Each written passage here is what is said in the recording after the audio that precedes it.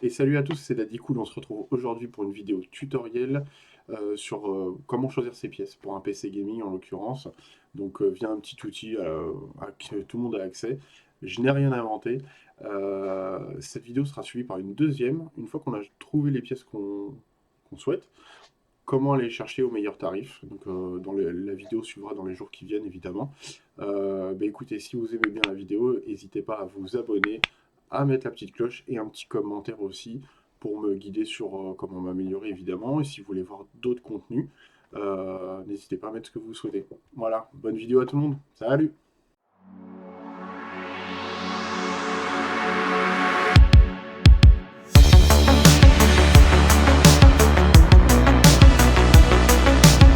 Donc alors, on se retrouve sur le site de Top Achat. Top Achat, c'est une filiale de LDLC. Je pense que pas mal de monde connaît déjà LDLC. Top Achat, j'ai déjà passé pas mal de commandes chez eux, pour moi, pour de la famille, pour des composants PC. Et du coup, on va servir d'un outil qui est dessus. Donc là, on est sur le site de Top Achat, hein.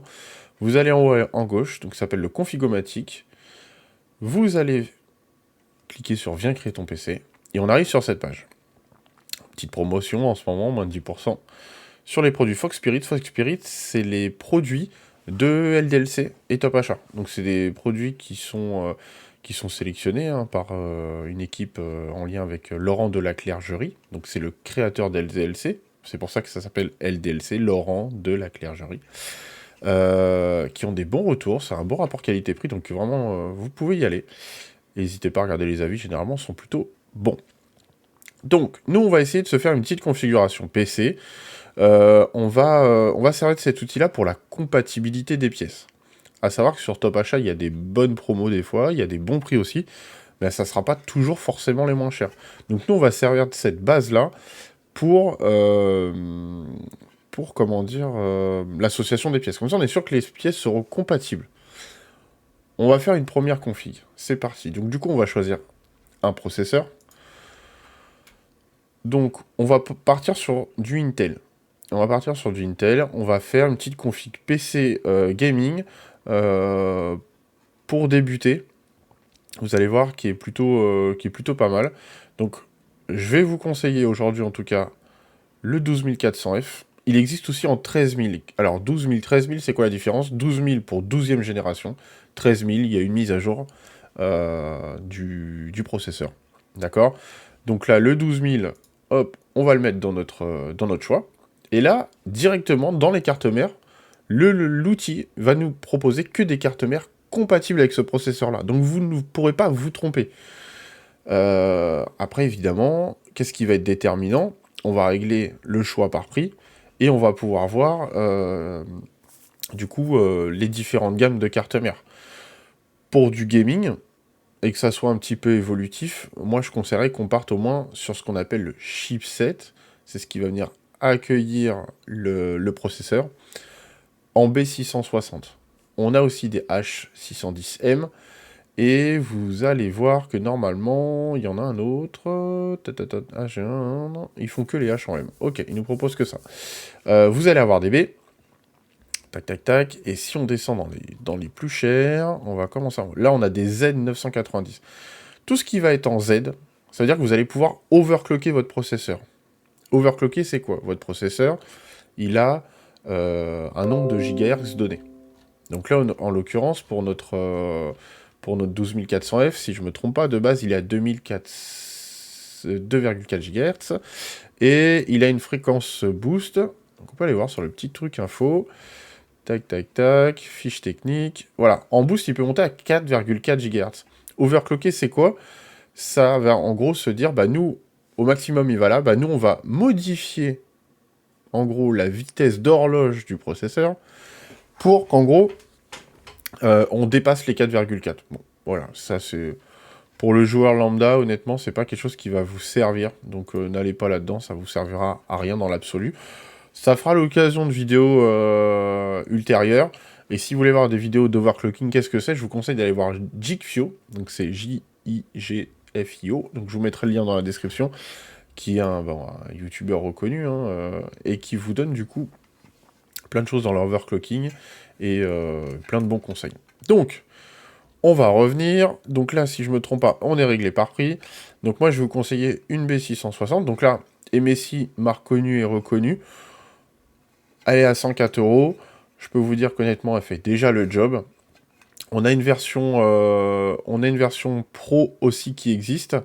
Et les différences, on va être au niveau des connectiques, il me semble. Parce qu'on a le même nombre de barrettes de RAM. Donc, moi, je vous conseillerais de prendre la pro. Parce qu'au final, il y a plus de... Comment on appelle ça? Hop, si je me trompe pas. Je vérifie juste la différence. La différence entre les deux, que je vous dise pas de bêtises. Elle est où? Je l'ai perdue. Je l'ai ici. C'est ça, c'est qu'en fait, sur la pro, on va avoir un peu plus de ports, normalement, pour la mémoire et tout ça. Donc, à vérifier. Vous pourrez comparer exactement. J'ai plus tout le détail en tête. Je suis désolé, les amis, mais il faudra vérifier. Qu'est-ce qu'on a? On en a une autre ici encore. Moi, ce que je vous conseillerais, comme carte mère, c'est d'en prendre une avec au moins 4 ports de barrettes de RAM, plutôt que 2. C'est un peu plus cher, évidemment, mais derrière, vous allez pouvoir profiter du Dual Channel. Ah, qu'est-ce que le Dual Channel?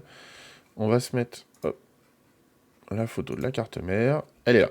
Le Dual Channel, c'est quoi? C'est qu'en gros, là, vous allez mettre votre barrette de RAM. De toute façon, dans la notice de la carte mère, c'est écrit, hein, sur les ports qui sont gris, là, que je montre avec la souris. Et en fait, la connexion avec votre processeur, la RAM va communiquer beaucoup plus rapidement. Si vous en mettez, par exemple, une, il n'y aura pas de dual channel, parce que dual, 2, ça va aller. Et donc, du coup, vous allez mettre vos barrettes de RAM, vous allez prendre, par exemple, 2 fois 8 Go, on va voir ce qu'on va faire dans la configuration. Et derrière, vous dites, bah plus tard, j'ai besoin, je vais commencer à faire un peu de montage vidéo, par exemple, du stream, des choses comme ça. Vous allez avoir besoin assez rapidement de 32 Go de RAM. Bah, plutôt que de se dire, bah j'ai une carte mère qui fait que deux slots de RAM, donc bah, je vais revendre mes barrettes de RAM, je vais en racheter d'autres. Bah là, vous allez pouvoir compléter au final avec 2 autres barrettes de 8 Go chacune. Qui des fois, au niveau tarif, bah, vous les trouvez plus facilement et tout ça. Donc, vous allez pouvoir les mettre côte-côte et puis voilà. Sur cette carte mère, on voit un emplacement de SSD juste là, et on en a un autre juste en bas, ici. Donc on va pouvoir en mettre 2. Je vais vous détailler ce que c'est qu'un SSD. Vous énervez pas les amis, ça va venir. Hop. Donc on part là-dessus. Ici on commence à avoir un total.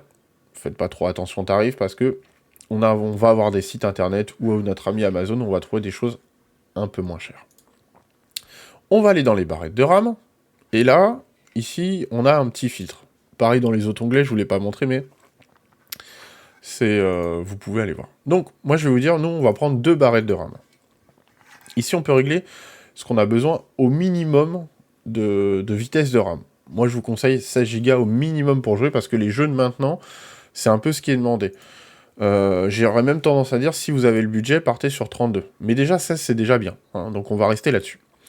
Ils nous font une première proposition, qui sont des G-Skill, marque au top, 16 Go, et si on a des MHz, c'est comment on choisit en gros une bonne barrette de RAM, c'est qu'on va regarder les MHz, donc en gros ça va être la vitesse de calcul, hein, si je schématise un peu les choses, et le CAS. Le CAS, je sais pas comment je pourrais vous le dire, ça va être plus un coefficient de restitution. C'est deux choses qui vont s'opposer, c'est-à-dire qu'ici on va avoir besoin d'un grand, plus le chiffre est grand, plus c'est mieux, meilleur c'est, je veux dire. Et ici, plus ça va descendre, meilleur c'est. Donc en gros, une 16 sera meilleure qu'une 19. Vous me suivez jusqu'à là? Évidemment, votre carte mère est capable d'accepter un certain nombre de mégahertz. Là, du fait de notre outil informatique, ils vont vous proposer que des choses qui sont compatibles avec votre carte mère. Donc, encore une fois, vous ne pourrez pas faire de bêtises. Donc, on pourrait très bien prendre les premières. Donc, vous voyez, 2 fois 8 Go, 54 € et tout ça. Là, après, moi, ce que je vous conseillerais, du coup, c'est de taper idéalement dans du 3000 ou 3200 MHz, CAS 16. Et après, une fois que vous prenez ça en ligne de compte, vous allez pouvoir, après, ça va être du style. Clairement, moi, je trouve que les Kingston Fury, je les trouve très bien. Si on va un peu plus loin dans les tarifs, tac, tac, tac, on va descendre. Je vais essayer de vous en trouver. Est-ce qu'ils vont nous en mettre dans des tarifs acceptables ou pas? Hop, non, toujours pas. Je voulais vous en trouver avec des RGB. Mais apparemment, faut... Voilà. Vous avez les mêmes en Kingston Fury, mais du coup, 3200 MHz, K16, donc là c'est le top. On a des 3600 aussi, mais déjà 3200 c'est vraiment très bien, et vous voyez, il y a du RGB dessus. Donc en gros, ce qu'on voit en vert, là, ça va changer de couleur, vous pourrez le programmer éventuellement avec un logiciel. Donc là, on a 76,99 €. Si vous voulez, là, on va essayer de faire un truc à peu près bon marché. On va prendre celle-ci, donc vous voyez, il y a en gros une dizaine d'euros de différence, donc on va prendre ça, on va prendre celle-ci. Encore une fois, le RGB, ça rajoute pas de la puissance en plus, c'est juste du style, vous me suivez? Là, dans notre configuration, on n'est pas obligé, parce que c'est fourni avec le processeur, on n'est pas obligé de prendre un ventirad. Le ventirad, c'est quoi? C'est le ventilo qu'on va mettre sur le processeur pour le refroidir, ou alors on peut mettre un water cooling de type AIO. Water cooling, water c'est de l'eau, cooling c'est le refroidissement. Donc en gros, un refroidissement liquide, si je schématise, d'accord? AIO, c'est quoi? C'est all in one. C'est-à-dire que tout est inclus, il n'y a pas besoin de monter les tuyaux et tout ça, vous le sortez de la boîte, vous le posez sur le processeur, vous mettez le radiateur dans votre boîtier, et basta. D'accord? Donc, si on veut celui de base, il va faire le job. Sinon, on peut aller choisir, donc moi je règle toujours par prix. Encore une fois, l'outil nous a mis que des choses compatibles, donc n'ayez crainte. Donc là, je vais vous montrer. Donc en gros, un ventirad, par exemple, Fox Spirit, donc la marque de LDLC, encore une fois, il nous propose ça. Donc on a un simple ventilateur avec, au final, un radiateur et des caloducs, c'est les petits tubes que vous voyez là. D'accord? Plus il y a de caloducs, meilleur c'est évidemment. Donc là, il y a 4 fois 6 mm, c'est écrit ici. Si on prend un Deep Cool, donc là, il est blanc, il existe aussi en noir, on va avoir des similitudes au niveau du ventilateur et tout ça, il y a toujours cet aspect esthétique, d'accord? Mais on va avoir plus ou moins 2 caloducs, d'accord? Là, on voit qu'il y en a un peu plus déjà. L'autre nous en proposait 4, là, a priori, il y en aurait 8 si on calcule les choses. Encore une fois, vous avez un filtre. Là, on va aller voir les water cooling tout de suite. Hop, on clique sur water cooling. Évidemment. Tac, je me suis trompé. Tac. Water cooling. On y arrive. On va régler par prix. Voilà. Water cooling, en gros, c'est juste ça. Là, on a une pompe, deux ventilateurs, pardon, et derrière, il y a un radiateur. Et en gros, l'eau, elle circule. C'est comme sur une voiture. Ça va rentrer d'un côté, ça passe dans le radiateur. Les ventilateurs envoient de l'air à travers des petites ailettes qui vont venir refroidir le liquide de refroidissement, qui va repasser dans la pompe, et ainsi de suite. La pompe se fixe sur le processeur. Et ça, tout ce système de radiateur de ventilateur se pose dans le boîtier. Encore une fois, forcément, si on passe là-dessus, il y a plus de technologie, c'est un peu plus cher. Là, on a celui-là qui est déjà très bien, qui fait très bien le job, d'accord. 240 mm, qu'est-ce que ça veut dire? On va prendre Cooler Master, Master Liquid, c'est le nom du water cooling. ML240L, c'est le modèle. V2, deuxième, voilà. RGB, parce qu'il y a des petites LED que vous allez pouvoir configurer. 240 mm, pourquoi? Parce que deux ventilateurs, chaque ventilateur font 120 mm. Si on fait une conversion 120 mm en centimètres, si on est tous passés en école primaire, ça fait 12 cm. Donc en gros, là, on nous dit que la grosseur du radiateur, elle est de 240 mm, car on multiplie par 2 le nombre de ventilateurs, d'accord? Vous allez avoir les dimensions, voilà, c'est compatible avec votre processeur, avec votre carte mère, pas de panique, toujours, parce que l'outil est là en lien avec nous pour nous guider. On peut voir ici que on a un modèle Asus-TUF qui est, du coup, un seul ventilateur, 120 mm. On voit bien la différence. Évidemment, là, on a 280 mm. Si on continue à descendre, on a un Arctic Liquid Freezer 360 mm pour 3 ventilateurs de 120 mm. Mais bon, je pense que vous avez compris. Donc, deux choix, soit on laisse, trois choix, on laisse l'origine, on prend un ventirad, ou alors on prend un water cooling. Moi, j'aime bien les water cooling, et quelques ventirades. Là, honnêtement, à ce prix-là, on peut très bien prendre celui-là. Je trouve que ça va mettre un peu de piment dans votre configuration. Mais encore une fois, si je devais choisir, par exemple, un ventirad, je vais vous en choisir un tout de suite. Qu'est-ce qu'on va pouvoir prendre? Tac, tac, tac. Il y a celui-ci qui fera très bien le job. 40 €. Cooler Master, pas fan de celui-ci. Celui-là, il est un peu plus noir. Après, c'est des goûts, les goûts et les couleurs, évidemment. NZXT, généralement, il n'y a rien à dire aussi. Be Quiet, vous pouvez y aller. C'est le même que le premier, mais du coup, pour 10 € de plus, vous avez du RGB que je trouve très joli. Et bah écoutez, on va prendre celui-là. Finalement, on va prendre ça. Voilà. La pâte thermique, qu'est-ce que c'est? La pâte thermique, c'est ce qui va se mettre. Donc, vous avez votre processeur, d'accord? On le met sur la carte mère. On va mettre notre système de refroidissement. Et ben entre les deux, on a besoin d'une pâte thermique qui va favoriser l'échange thermique, du coup, entre votre ventirad et votre processeur. Pour vraiment que l'échange thermique se passe bien et que, du coup, ça refroidisse au mieux. Moi, j'ai ma petite préférée. Donc, je vais vous la trouver tout de suite. C'est celle-là, la Arctic MX4. Normalement, Be Quiet fournit une petite pâte thermique avec le ventirad. Donc, faut regarder dans le descriptif si c'est bien fourni. Vous pouvez prendre celle-là. Elle est déjà bien. Moi, je vous conseille celle-là parce que quand on regarde les tests, généralement, c'est celle qui ressort le plus. Ils ont sorti la MX6. J'ai pas regardé les tests. Moi, je vous mets celle que j'utilise. En tout cas, à chaque fois dans mes configs, je mets celle-là et je suis pas embêté. Donc, 2 grammes, ça suffit largement. On va arriver à l'étape un peu où ce qui va coûter plus ou moins cher, ça va dépendre de ce qu'on veut. La carte graphique. Donc, on va se mettre par prix. Si on veut quelque chose, on va jouer en 1080p. Donc c'est la taille d'affichage de l'écran, la résolution, d'accord, de l'image. Si vous pensez que plus tard vous allez commencer à faire un peu de montage vidéo, moi je vous conseillerais de partir sur du Nvidia parce qu'il y a l'encodeur NVENC qui est fourni avec Nvidia, donc qui va vous faciliter les montages vidéo, l'encodage. Si derrière c'est vraiment que pour jouer, honnêtement, les AMD sont généralement déjà moins chers que les Nvidia, et ça fera amplement le job. Et quand vous regardez les benchmarks, c'est-à-dire les comparatifs sur plein de jeux donnés, entre les FPS, donc c'est le nombre d'images par seconde, qu'une AMD fournit avec une Nvidia, généralement c'est similaire, d'accord? Pour moins cher. Donc, je vous montrerai sur Amazon pour les cartes graphiques, plus tard, qu'on peut avoir des tarifs beaucoup moins chers. D'accord? Donc là, pour notre config, on va partir. Vous voyez, par exemple, si on s'amuse à faire un comparatif, vous avez une RTX 2060 et là une RX 6600. Ça va être quoi au final le comparatif? Bon, évidemment, déjà, il y a 50 € de différence. Et si vous vous amusez à regarder les benchmarks sur YouTube, hein, tapez benchmark RX 6600, même sur Google versus RTX, vous allez voir que la RX est mieux que la RTX 2060, d'accord?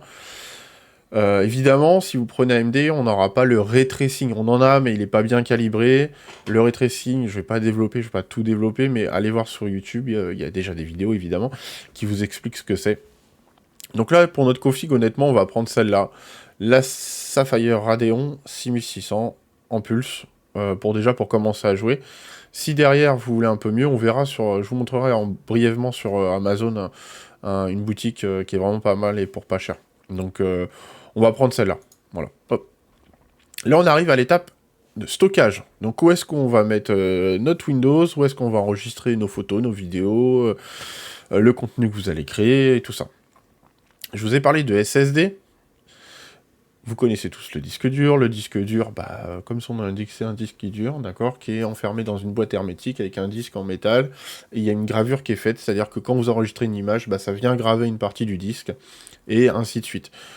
Ce qu'il faut savoir, c'est que même si on prend des disques durs très performants, ça reste relativement lent à côté d'un SSD.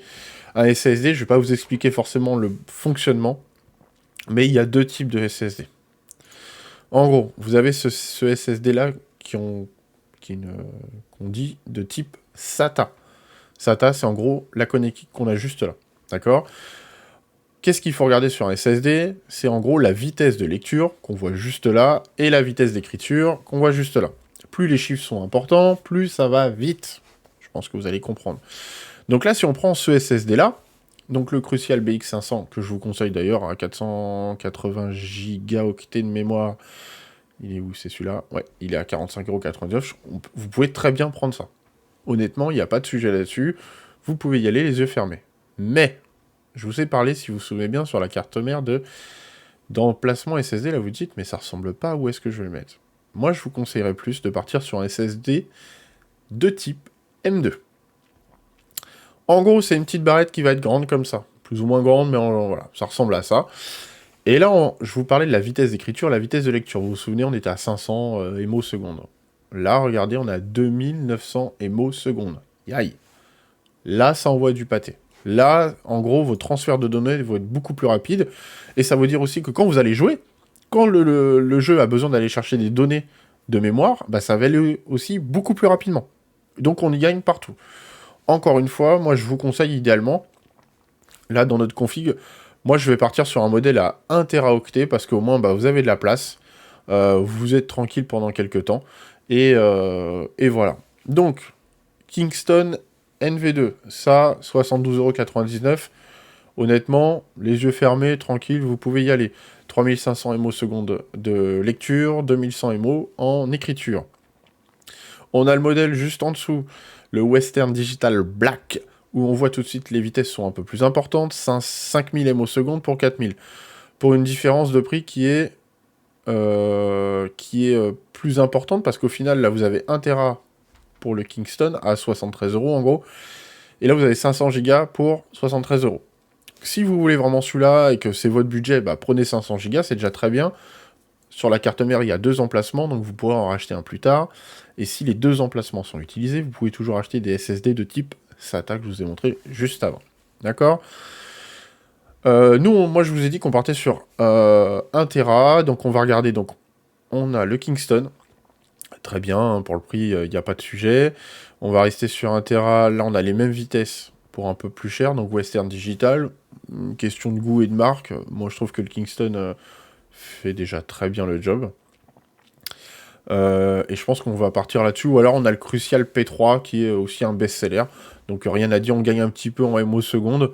Pour 3 € de plus, on va partir là-dessus. Allez, soyons fous. On en met qu'un dans notre config, ça suffit. Vous allez pouvoir installer Windows, des jeux et tout ça, donc là-dessus, il n'y a pas de sujet. SSD, disque dur, on s'en fout, on a déjà mis. Le graveur DVD, est-ce qu'il y en a qui en mettent encore maintenant? Vous pouvez en mettre un.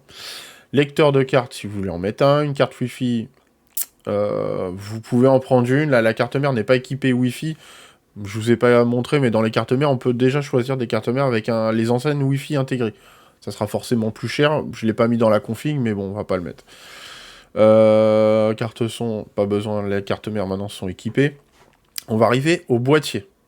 Donc en fait, vous avez vu déjà, généralement le boîtier, il y a beaucoup de gens qui le choisissent en premier. Moi, je vous conseille de le choisir vraiment comme c'est écrit, comme c'est spécifié là, en avant-dernier dans votre config, parce qu'après, il y a l'alimentation, je vous expliquerai juste après. Mais pourquoi? Parce que si vous prenez votre boîtier, en premier, vous pourrez peut-être pas mettre les pièces que vous voulez. C'est-à-dire que quelqu'un qui veut une mastodonte, une grosse bête de course, qui va choisir un tout petit boîtier, finalement, il aura peut-être pas les meilleurs choix en pièces. Parce que généralement, comme on veut une bête de course, ce sera souvent des grosses pièces imposantes. Dans un petit boîtier, ça va pas toujours passer. Donc suivez bien le déroulé, il n'y a pas de souci. Même si vous n'utilisez pas cet outil, prenez cette méthodologie qui est vraiment très bien. Donc le boîtier. Là, ça va être l'aspect extérieur. On va remettre du prix, voilà. Et là, ça va être vraiment une question de goût. Donc, on a vraiment des trucs très simples. Moi, ce que je vous conseillerais, c'est de toujours choisir avec un peu, si vous voulez vraiment que ça soit bien ventilé, un peu de mèche, c'est-à-dire en gros qui va laisser passer l'air. C'est ce qui va favoriser le refroidissement. D'accord? Donc là, on a vraiment un modèle très simple. Le prix aussi, du coup, est moins cher. Vous voyez, là, ça a l'air un peu plus ventilé. Là, on a une vitre sur le côté, qui est de pleine taille. Devant, c'est pas très ouvert. Là, voilà, on voit très bien ce que je voulais vous représenter. Donc, le mèche devant, on a une vitre sur le côté pour voir nos pièces. Donc là, ça va vraiment être des goûts et des couleurs. Moi, honnêtement, pour notre config, je trouve que ce boîtier-là pourra très bien faire le job. Il a de très bons retours. On a une vitre sur le côté en verre trempé. Devant, on a du mèche. On va pouvoir mettre, si vous voulez, mettez des ventilos en plus, devant et derrière. Vous allez pouvoir mettre des ventilos RGB, donc avec des LED. Là, il y a un ventilo qui est fourni derrière, d'accord, seulement. Il n'y en a pas devant de fourni. Donc après, il faut voir, parce qu'il y a certains boîtiers qui vous fournissent. Donc faut forcément monter de prix, mais on va regarder. Tac. Lui, il n'est pas dispo, évidemment. Qu'est-ce qu'on peut prendre? Je vais essayer de vous trouver... Femix, ouais. Alors celui-là, vous voyez, on a 3 ventilos de fournis. On en a un derrière. Après, on a une vitre. Logiquement, avec la config qu'on a pris, il n'y aura pas trop de sujet de température. Après, au niveau du tarif, vous voyez, on passe à 70 €. Moi, je pense qu'on va rester sur le Cooler Master. On va prendre le Cooler Master. J'ai pris le bon. J'ai pas pris celui que je voulais. Q300L, là. On va prendre celui-là. Et on rajoutera des ventilos derrière. Je vous montrerai des modèles assez sympathiques. L'alimentation. Pourquoi on choisit après? Parce qu'il y a un emplacement dans les boîtiers pour une taille d'alimentation. C'est plus ou moins standard, donc pas d'inquiétude, évidemment. Mais des fois, si on prend un boîtier vraiment petit, on est obligé de prendre des petites alimentations qui s'appellent SFX. On verra ça une autre fois. Mais du coup, bah, vous ne pourrez peut-être pas prendre l'alimentation suivant votre boîtier. Il faut que ça soit un minimum compatible. Là, pour les alimentations, ça va être franchement une des pièces un peu primordiales. Pourquoi? Parce que c'est ce qui va envoyer la puissance énergétique à vos pièces. Moi, je vous conseillerais toujours de prendre des alimentations. On peut voir, il y a une note 80 plus bronze, 80 plus gold, silver, titanium, platinium. En fait, c'est quoi? C'est l'énergie qu'elle va prendre, comment elle va être retranscrite à vos pièces. D'accord? Donc, plus la certification est haute, mieux l'énergie est retransmise. Et en gros, ça vous parle un peu au niveau de la consommation d'énergie, comment elle est utilisée.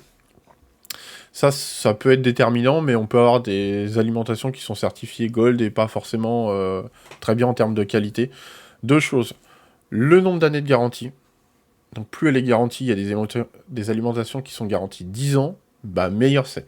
Deuxième chose, que les pièces soient en gros des composants de type japonais.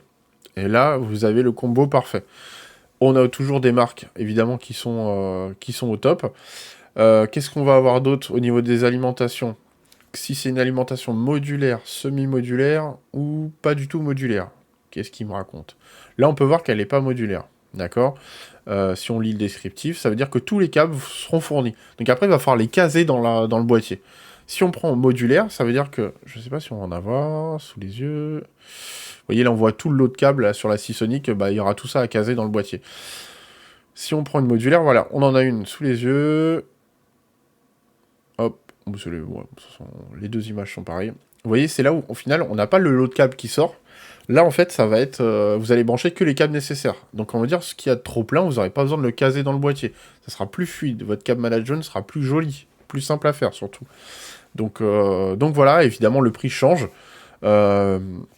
Là, pour notre config, pour une première config, je vous dirais de partir Seasonic, c'est vraiment le top du top. Là, vous êtes vraiment sur une très bonne marque, des très bons composants. Là-dessus, il n'y a même pas de sujet. Les puissances, le logiciel nous a choisi ce qu'on avait besoin, d'accord? Donc on va pas se prendre la tête avec les puissances. Là pour notre config, effectivement 550 ça suffit. Moi je vous dirais de partir sur une marque voilà quand même plus ou moins connue quand même dans l'absolu. Pourquoi pas, on va partir là, par exemple là-dessus qui est plutôt une bonne alimentation. On peut aller plus cher là, franchement, pour une alimentation, franchement, faut pas hésiter à mettre le prix parce que je trouve que ça a ses avantages. Chez Corsair, quand vous prenez les X, c'est vraiment le top du top, vous avez vraiment de super composants. Be Quiet, pas de sujet. Qu'est-ce qu'on a d'autre? Corsair, là, les M sont bien, mais je vous conseille quand même les X si vous le choisissez. Be Quiet, pas de sujet, je l'ai déjà dit. Antec, pareil, vous pouvez y aller, généralement, c'est pas trop mal. Là, on est sur une semi-modulaire, donc on a les câbles principaux.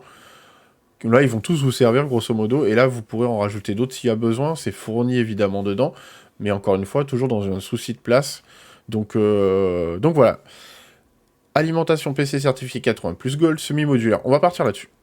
Donc là, au final, on est sur une configuration à 980 €, 80 centimes, et on a dit qu'il nous fallait des petits ventilos.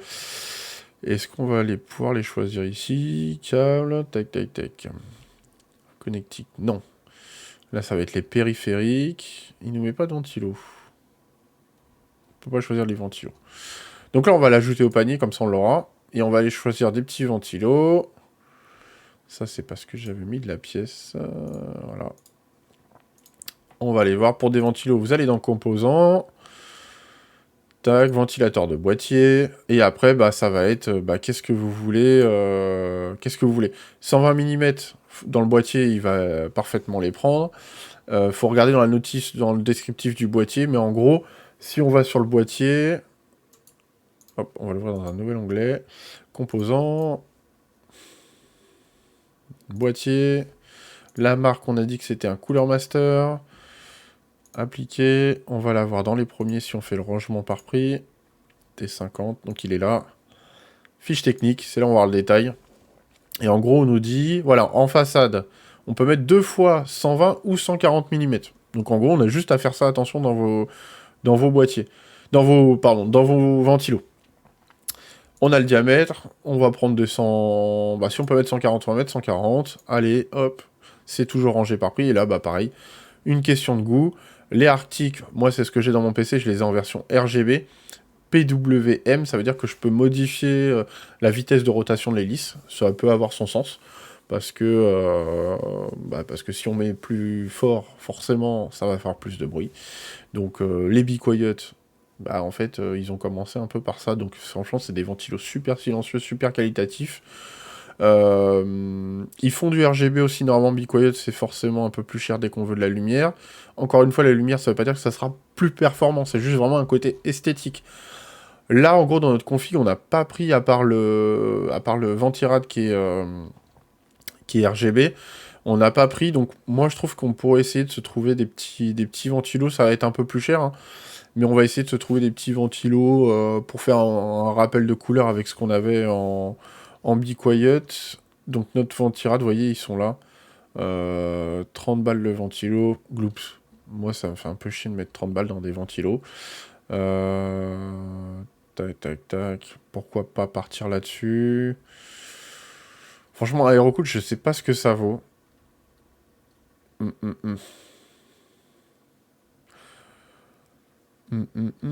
On va prendre... On peut prendre cela. Écoutez, on va prendre ça. On va l'ajouter au panier. Voilà, on arrive dans notre panier. Ici, on en mettra 2. On a la place pour en mettre 2. Donc là, on est sur une config, en gros, à 1020 €. Je voulais vous parler d'un truc. On va aller sur Amazon. Je vais vous montrer quelque chose. Parce que si vous vous souvenez bien, la carte graphique, c'est une RX 6600 Pulse. Donc nous, on va taper RX 6600. Et là, normalement, c'est lui le commerce. On va faire ouvrir dans un nouvel onglet.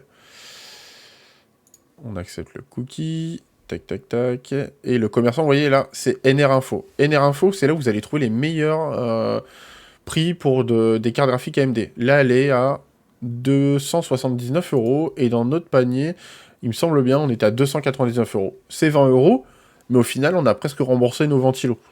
Ça va pas avoir une première astuce. Donc maintenant qu'on a les pièces, vous avez les marques, vous avez tout ça, ça va être à vous aussi d'aller chercher sur d'autres sites ces discounts. Qu'est-ce qu'on peut avoir rue du commerce, PC Componentes, ça c'est en Espagne, mais ils livrent en France. Il n'y a pas de problème, vous pouvez aller dans des sites en Allemagne, sur Amazon, hein, vous faites le tour. Donc là au final, RX 6600, la 6650 XT, donc eux ils font généralement que les Swift hein, sur NR Info. On a la 6700 pour 379 € qui va être beaucoup plus performante que la RX 6600. Si vous avez un doute sur la taille, vous retournez dans le Configomatic, vous mettez celle-là dans le panier. Et là, ça va vous dire si elle est compatible avec le boîtier et tout ça. Parce que peut-être que comme on a pris un boîtier qui est pas très gros, vous voyez, il y a 3 ventilateurs, donc elle va être forcément très grande. On ne sait pas si ça fera le job. Donc voilà. Je voulais vous expliquer ça. Pour comment choisir ces pièces PC. Et je vais essayer de vous sortir des vidéos avec différents... comment on appelle ça? Différentes configs. Des configs à... je vais essayer de faire 700-800 €, 1000 €, 1200 et 1500. Comme ça, vous aurez différentes configs. Moi, ce que j'aurais fait, et je vous préparerai tout ça, comme ça la vidéo sera fluide. Là, la vidéo était peut-être un petit peu longue, mais il y avait beaucoup de choses à dire, et je trouve qu'il y en a encore plein d'autres à dire encore. Donc voilà, on se retrouve très vite, évidemment, et puis n'hésitez pas à mettre en commentaire vos impressions sur la vidéo, à la partager. Il y a beaucoup de gens qui regardent la vidéo et qui ne sont pas abonnés. N'hésitez pas vraiment à vous abonner, parce que du coup, moi, ça me fait plaisir. Ça veut dire que mon travail vous a plu. Ça m'encourage énormément. Et puis derrière, moi, ça va m'aider aussi à développer la chaîne. Il y avait Pixel 404 qui m'avait proposé la Game Boy. Il y a d'autres projets aussi avec eux, mais si on peut aussi aller chercher des choses sympathiques qui peuvent vous plaire, tout le monde sera gagnant. Moi, je vais m'amuser à faire la vidéo et puis vous allez vous amuser à la regarder. Allez, tchuss, à plus.